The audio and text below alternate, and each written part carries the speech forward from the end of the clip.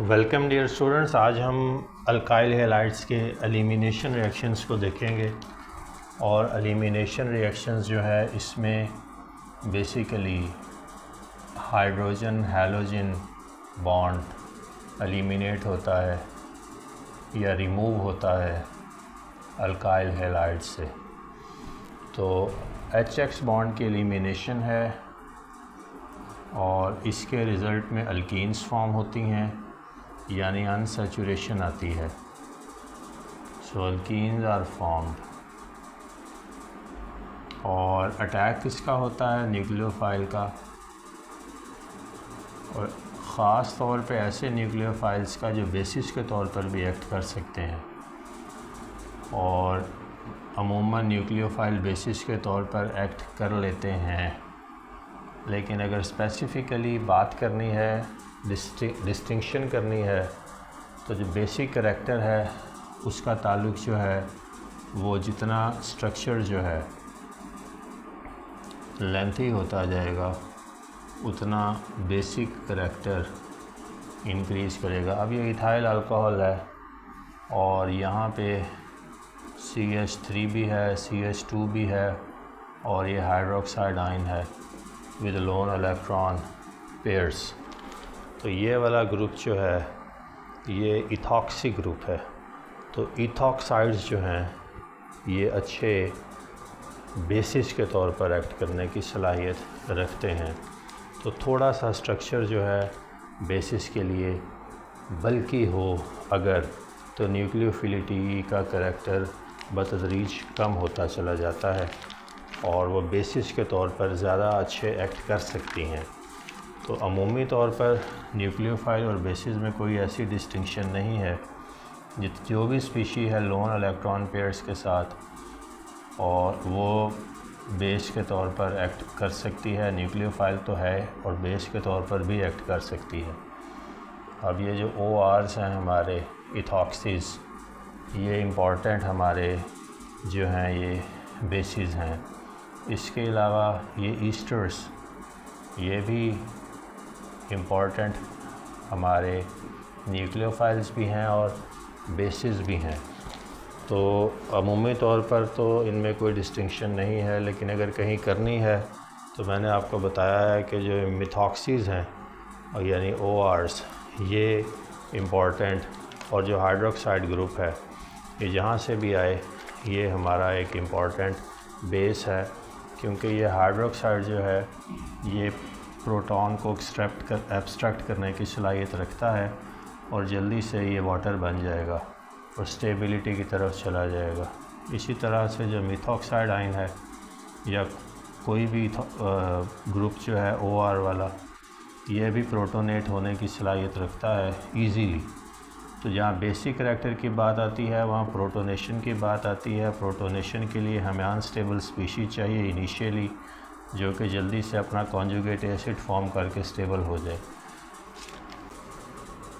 तो ये याद रखिएगा कि organic compounds having sp3 hybrid का sp3 orbitals, sp3 carbon along with leaving group, along with a halogen is attacked by a nucleophile to give elimination reaction.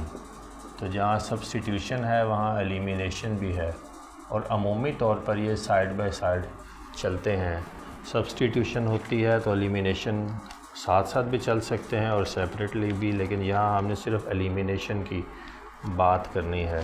तो ये जो कार्बन हैलोजन बॉन्ड है ये पोलर है, और यहाँ पे पोलैरिटी के केस में बात करें तो कार्बन फ्लोरीन बॉन्ड में फ्लोरीन हाई इलेक्ट्रोनेगेटिविटी की वजह से ये मोस्ट पोलर होगा, और ये पोलैरिटी जो है फिर बतदरीज आप जो नीचे चलते चले जाएंगे वो कम होती चली जाएगी। फ्लोरीन है, फिर क्लोरीन है, फिर ब्रोमीन है, carbon bromine bond, carbon iodine bond. तो जहाँ तक इलेक्ट्रोनेगेटिविटी डिफरेंस के सेंस में बात करेंगे हम, उस सेंस में अगर बात करें तो smaller size atom is more electronegative. तो फिर जहाँ मोस्ट इलेक्ट्रॉन पेयर जो बॉन्डेड है वो अपनी तरफ खींच लेने की सलाहियत रखने को ही इलेक्ट्रोनेगेटिविटी कहते हैं। तो ये वाला बॉन्ड मोस्ट पोलर होगा और ये polarity bond polarity down the group increase करती चली जाएगी। लेकिन जो एटम का साइज़ इंक्रीज़ होगा तो बॉन्ड लेंथ जो है वो इंक्रीज़ होगी। तो ये बॉन्ड पोलैरिटी और बॉन्ड लेंथ्स ये दो चीज़ें हैं जो इनके कॉन्टेक्स्ट में अल्काइल हैलाइड्स के कॉन्टेक्स्ट में हम देखते हैं। बॉन्ड लेंथ्स जो हैं वो carbon iodide bond is the largest bond, और ये जो बॉन्ड स्ट्रेंथ लेंथ है ये डिक्रीज़ करती चली जाएगी और ये ऊपर से नेगेटिव ट्रेंड अपवर्ड ट्रेंड होगा नीचे से। आयोडीन से पीछे आएगी ब्रोमीन, फिर जो है वो क्लोरीन और फिर जो है CF बॉन्ड। तो ये शॉर्टेस्ट बॉन्ड है और ये लॉन्गेस्ट बॉन्ड है। और मोस्ट पोलैरिटी की बात करें तो जितना स्मॉल साइज एटम होगा वो उतनी ज़्यादा इलेक्ट्रॉन्स को अपनी तरफ खींच देने की सलाहियत रखेगा। पोलर ज़्यादा होगा लेकिन रिएक्टिव कम होगा। तो जो रिएक्टिविटी है, बॉन्ड रिएक्टिविटी की बात करें ओवरऑल, तो carbon iodide bond is most reactive one. Elimination reaction में जो अगली बात हमारी याद रखने वाली है कि most substituted alkenes are formed. जो प्रोडक्ट है वो तो अल्कीन ही है। Most substituted alkenes are formed, ये इम्पॉर्टेंट बात है। मिथाइल ग्रुप के इलेक्ट्रॉन इंडक्टिव इफ़ेक्ट की वजह से, अब ये दो अगर प्रोडक्ट्स बन रही हों मिसाल के तौर पर,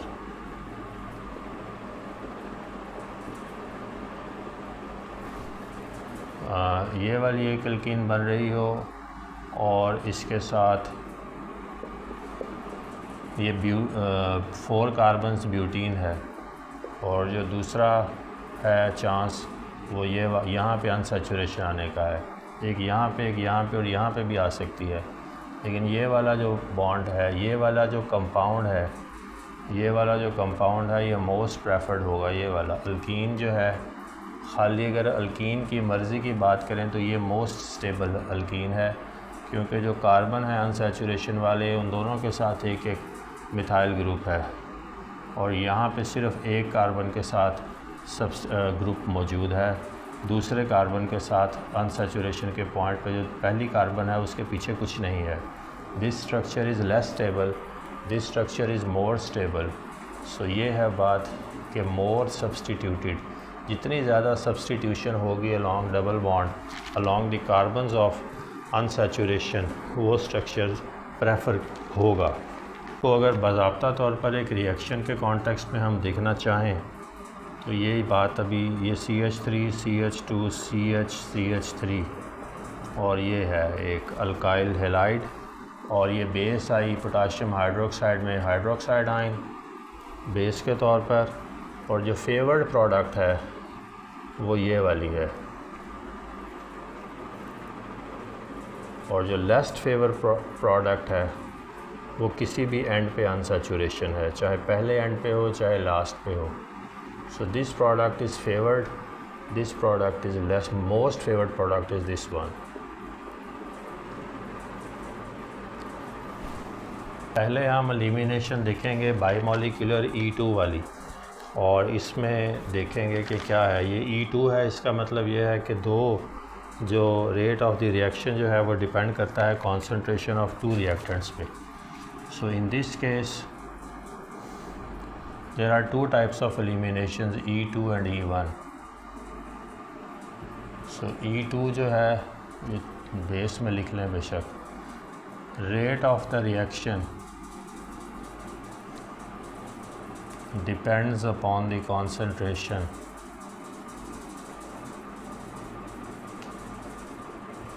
of 2 reactants. So this means that it is a single step reaction, just like SN2 reaction. Elimination 2 is a single step reaction.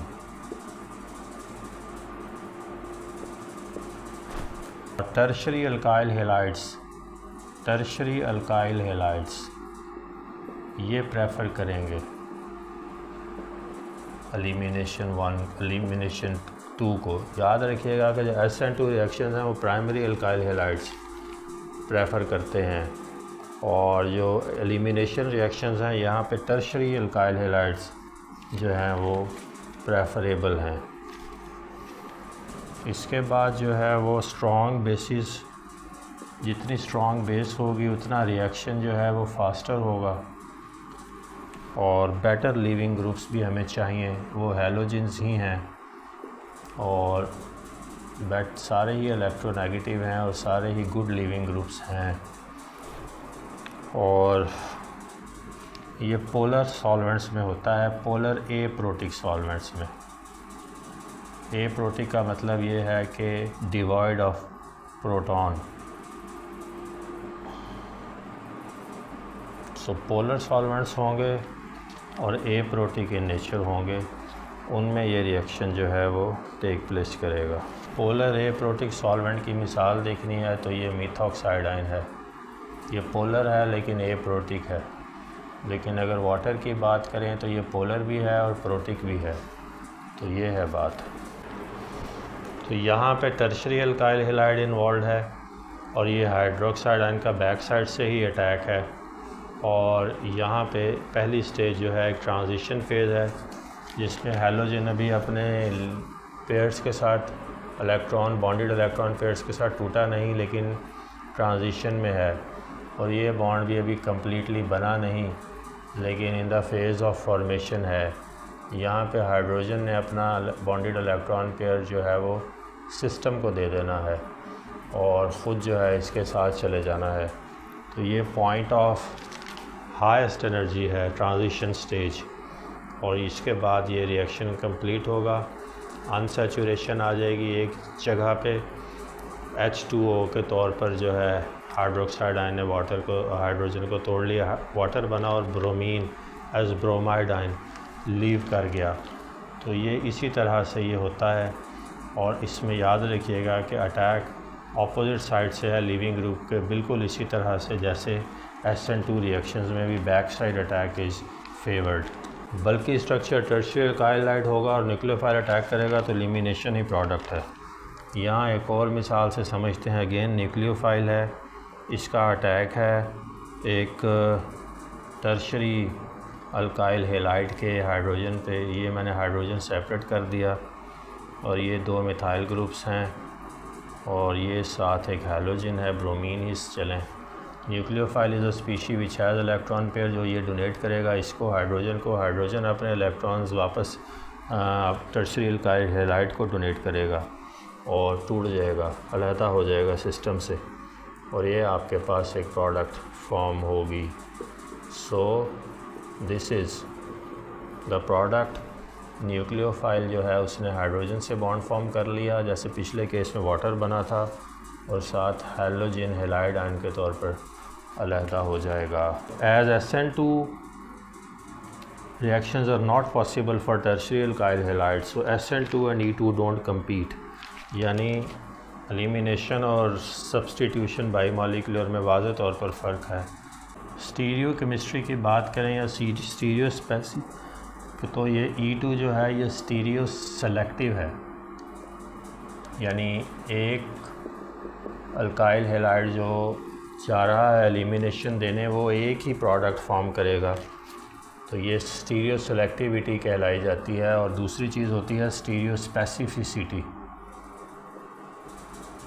तो ये स्टीरियो सेलेक्टिव हैं, नॉट स्टीरियो स्पेसिफिक। तो सेलेक्टिव का मतलब यही है कि अगर 2 हाइड्रोजन्स प्रेजेंट हों बीटा कार्बन पे, अब ये अल्फ़ा और बीटा कार्बन की बात भी करनी चाहिए। ये वाला अगर एक अल्काइल हैलाइड है तो जिस कार्बन पे हैलोजन एटम है ये अल्फ़ा कार्बन है, और जो साथ वाला कार्बन है जहाँ से हाइड्रोजन ने जाना है वो बीटा कार्बन कहलाता है।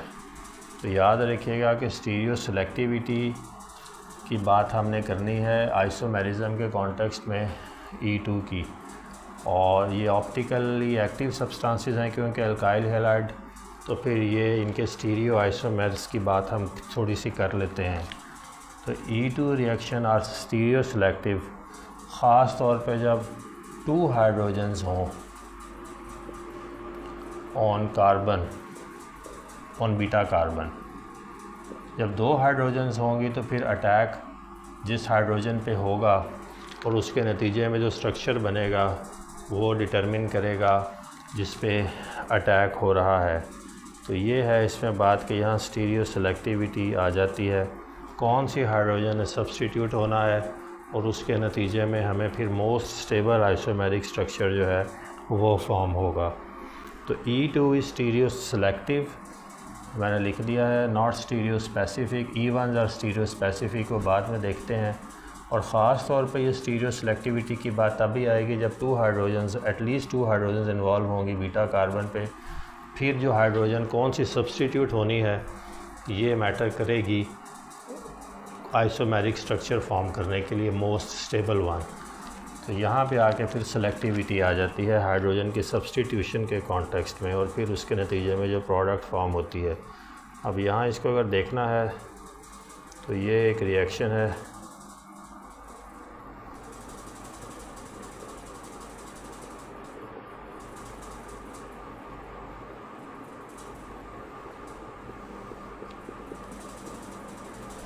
so this is an alkyl halide, this is a methoxide ion,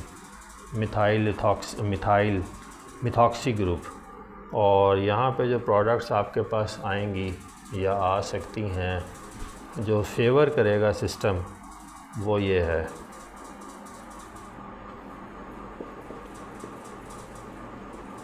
किसी तरह से ट्रांस अल्कीन फॉर्म करेगा क्योंकि ट्रांस अल्कीन्स जो हैं वो ज़्यादा स्टेबल हैं। ट्रांस अल्कीन्स के लिए जौन सी भी हाइड्रोजन इसको सब्स्टिट्यूट करवानी पड़ेगी उस हाइड्रोजन पे ही न्यूक्लियोफाइल का अटैक होगा और ये मेजर प्रोडक्ट के तौर पर आएगी।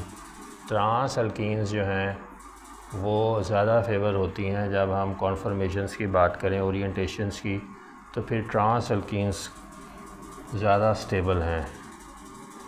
और ये वाली जो है ये भी एक चांस है बनने का, लेकिन ये लीस्ट फेवर्ड है।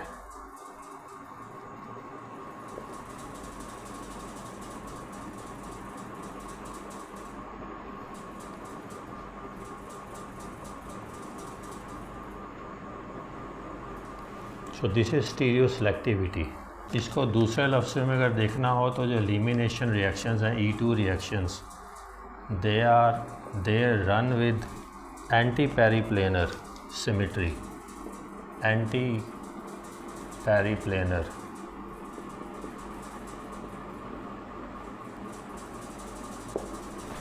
अब ये एंटी पेरीप्लेनर का मतलब ये है कि जो हमारे ग्रुप्स हैं इलेक्ट्रॉन रिच ग्रुप्स ये अपार्ट होंगे और जो बेस का अटैक है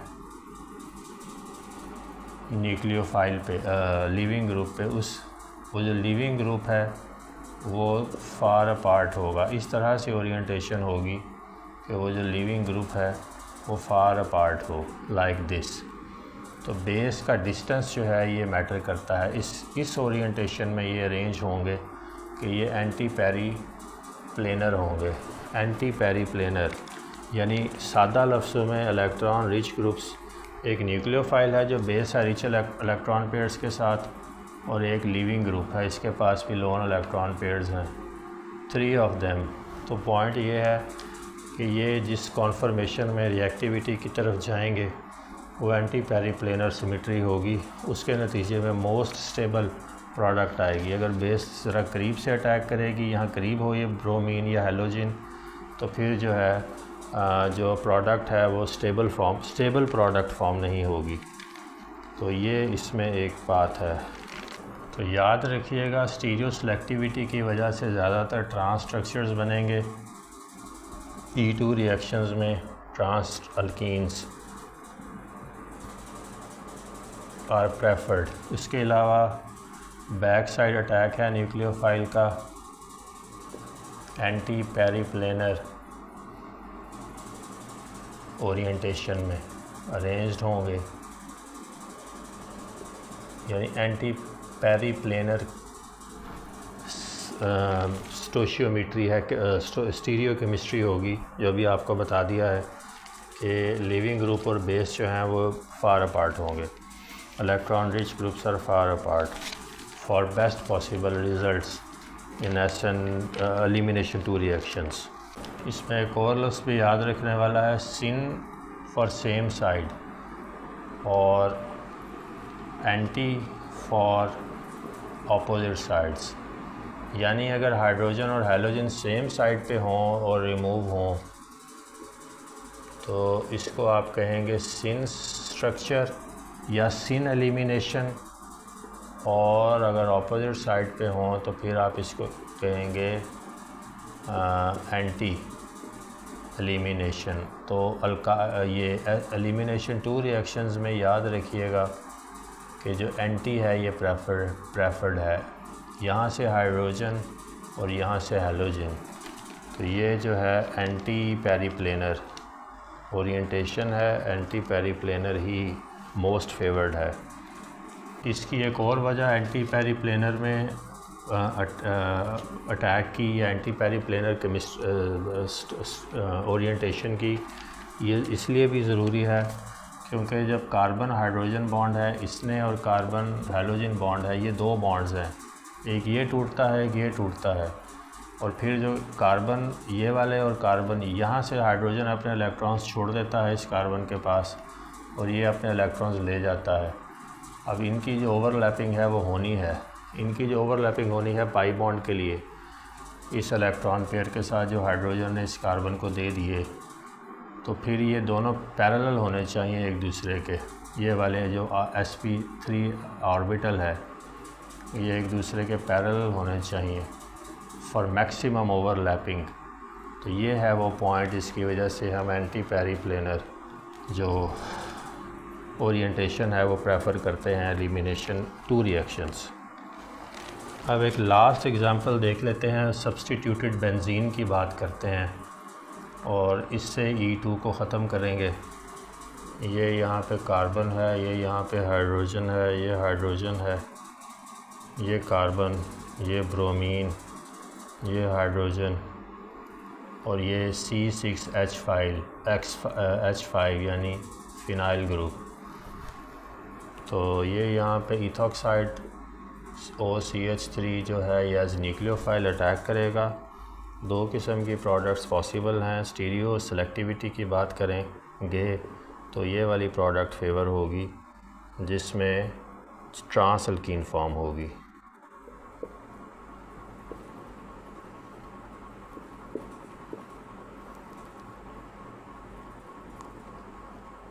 So this is the major product, and there is also possibility of a syn compound, syn alkene, and in this case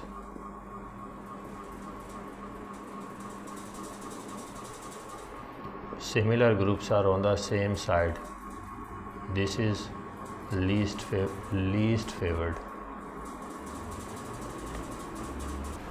E1 reactions की अगर बात करें तो इसमें जो है वो रेट ऑफ द रिएक्शन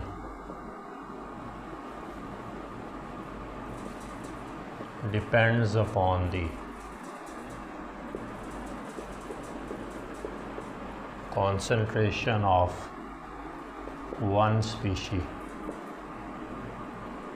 क्योंकि ये 2 स्टेप रिएक्शन है तो SN1 की तरह first stage is the formation of carbocation. So stable carbocations are formed.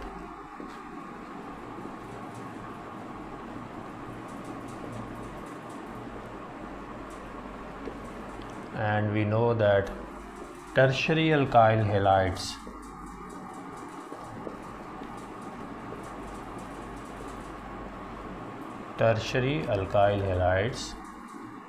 form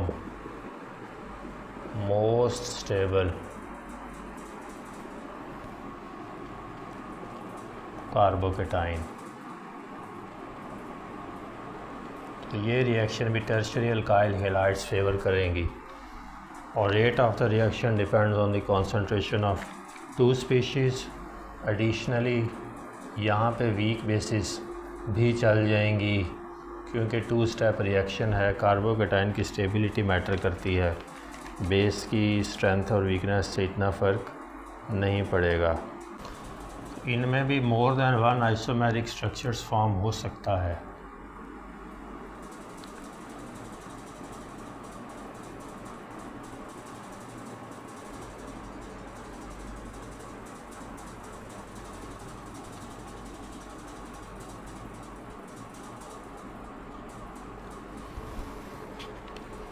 But most stable is favored.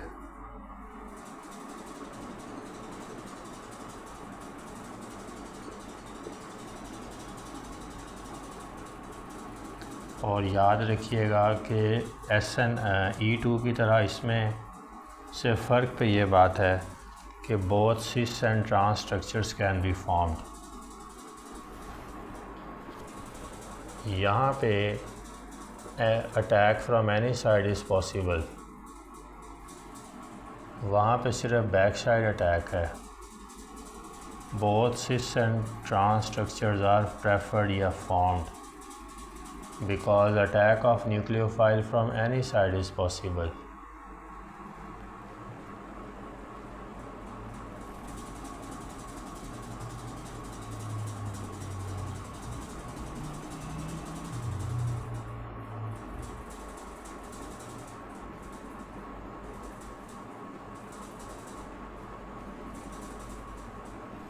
ये पॉइंट अहम है stereo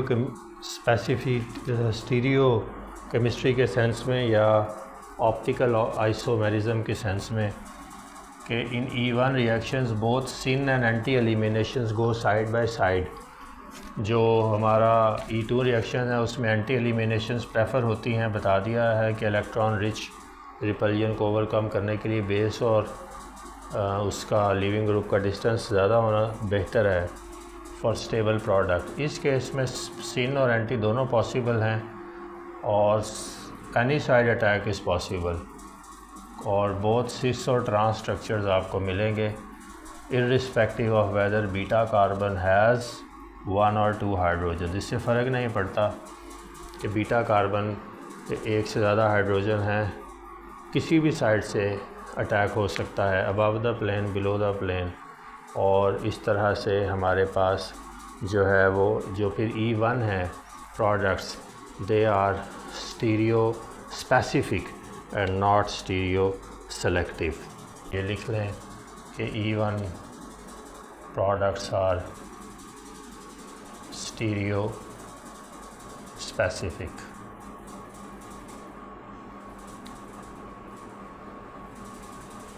and not stereoselective. ये एक एग्ज़ाम्पल देखते हैं। ये हमारे पास एक अल्काइल हैलाइड है,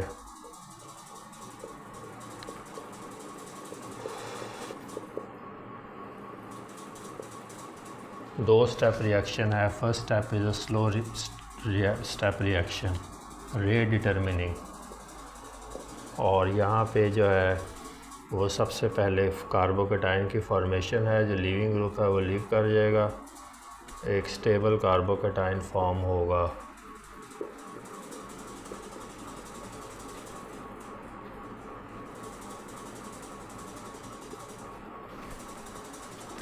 अब ये वाला कार्बन जो है this is positive in charge. So यहाँ पे इस कार्बन से जो है वो हैलोजन रिमूव हुआ और इस कार्बन पे एक मिथाइल ग्रुप है, सब्स्टिट्यूट लगा है और ये मैंने हाइड्रोजन जो है वो इसकी दिखाई है।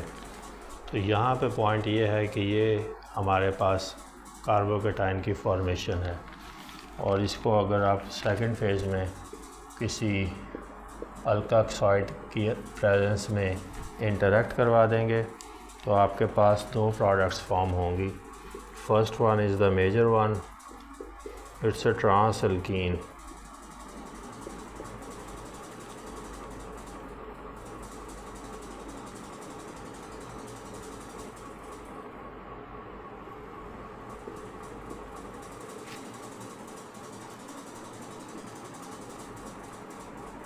और सेकंड वन जो है वो माइनर है और ये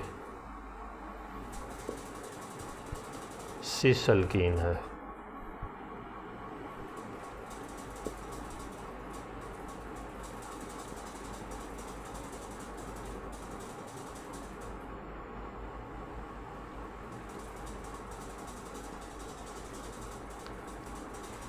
So this is the first step, the slow step formation of a stable carbocation. This is the second step in which the hydrogen of this alkoxide with its lone electron pairs attacks this carbocation, positive carbon, and we get two stereoisomers. One of them is a major product, one of them always जो है वो alkenes trans में ही prefer होंगे, लेकिन point सिर्फ ये है कि यहाँ इस केस में क्योंकि अटैक किसी भी साइड से मुमकिन है तो सिन और एंटी का कोई कॉन्सेप्ट नहीं है। सिन एलिमिनेशन भी हो सकती है, सेम साइड से हाइड्रोजन और हैलोजन भी रिमूव हो सकते हैं, अपोजिट साइड से भी हो सकते हैं। तो ये कोई ये कोई ऐसी इसमें कोई इस किस्म की डिस्टिंक्शन नहीं है कि सिर्फ एंटी एलिमिनेशन होनी है। तो ये एक फ़र्स्ट स्टेप है, इसमें एक टर्शरी अल्काइल हैलाइड है लिविंग ग्रुप के साथ। लिविंग ग्रुप जो है वो अपने इलेक्ट्रॉन्स के साथ लीव कर गया है और ये हैलाइड आयन ही होता है, तो हम इसको एक्स से अगर लिखें तो ज़्यादा ठीक रहेगा।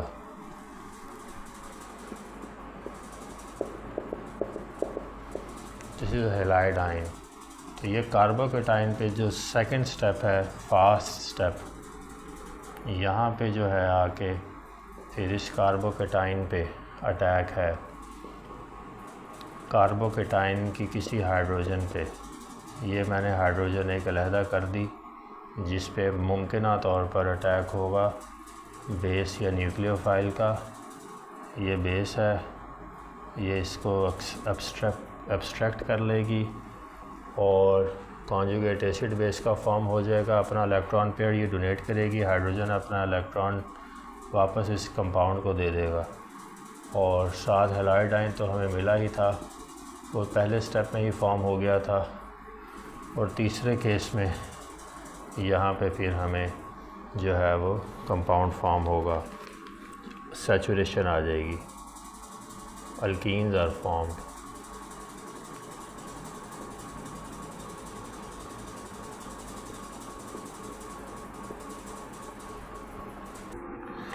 याद रखिएगा कि SN और E1 reactions can go side by side. SN2 and elimination can not go side by side और उसकी वजह हमने देख ली है। लेकिन SN1 और E1 ये दोनों टर्शियरी अल्काइल हैलाइड्स क्योंकि प्रेफर करते हैं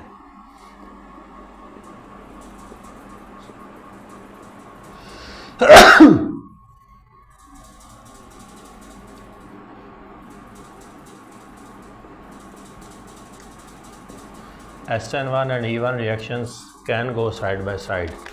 तो एक ही रिएक्शन में आपको एलिमिनेशन की प्रोडक्ट भी मिल सकती हैं और सब्स्टिट्यूशन की भी SN2 के अगेंस्ट। SN2 और E2 साथ साथ नहीं चलते ये क्योंकि दोनों टर्शियरी अल्काइल हैलाइड्स देते हैं, इसलिए एलिमिनेशन प्रोडक्ट भी मिल सकती है और सब्स्टिट्यूशन भी एक ही रिएक्शन में। ये है यहाँ पे tertiary alkyl halide ethyl alcohol है, जहाँ से हमें इथॉक्साइड आयन जनरेट होगा और हमारे पास एलिमिनेशन की जो प्रोडक्ट आएगी वो ये है H2C CH3 CH3। This is elimination resulting in the loss of HX bond polar. और ये दूसरी जो आपके पास आएगी वो सब्स्टिट्यूशन की प्रोडक्ट आएगी, उसमें ये CH3 CH3 और ये आपके पास अल्कोहलिक ग्रुप या ethoxy group. So this is SN product. तो ये है एलिमिनेशन और SN प्रोडक्ट को side by side. This happens on in elimination 1 and substitution 1 reactions.